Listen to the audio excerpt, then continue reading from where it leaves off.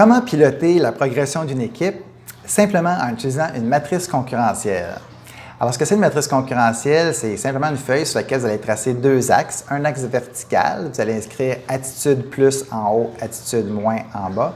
Et un axe horizontal sur lequel vous allez écrire compétence plus à droite ou aptitude plus à droite et compétence moins ou aptitude moins à gauche. Donc, l'idée, c'est de positionner l'ensemble de vos employés sur cette grille-là, basée sur leur attitude et sur leurs compétences. Si vous avez plus qu'une vingtaine d'employés, je vous suggère de prendre plus qu'une grille, peut-être une grille par poste ou une grille par site, par exemple. Alors, si vous aviez à consacrer 80 de votre temps et votre énergie, avec quel groupe d'employés allez-vous travailler? Ceux qui sont en haut à droite, en haut à gauche, en bas à gauche ou en bas à droite? Alors, ma recommandation, c'est de travailler avec les gens qui sont en haut à droite, donc qui ont une attitude au-dessus de la moyenne et des compétences au-dessus de la moyenne. Et on va leur poser quelques questions. Si vous en avez plusieurs, vous pouvez commencer avec votre top 3, vous pouvez commencer avec un seul, pour essayer de comprendre pourquoi ces gens-là sont performants chez vous. Première question qu'on va poser, qu'est-ce qui t'a attiré chez nous au début?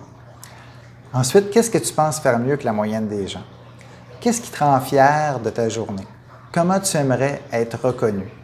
Quel mode de communication tu veux qu'on privilégie ensemble? Si tu étais le patron, qu'est-ce que tu ferais? Et qu'est-ce qui te retient ici? Donc ça va vous permettre vraiment de mieux comprendre comment vous pouvez conserver l'engagement de vos performants et comment vous pouvez en recruter qui vont devenir rapidement performants chez vous. Alors n'oubliez pas d'arrêter d'arroser le cactus, c'est-à-dire ceux qui ont une mauvaise attitude et qui ont des compétences en bas de la moyenne.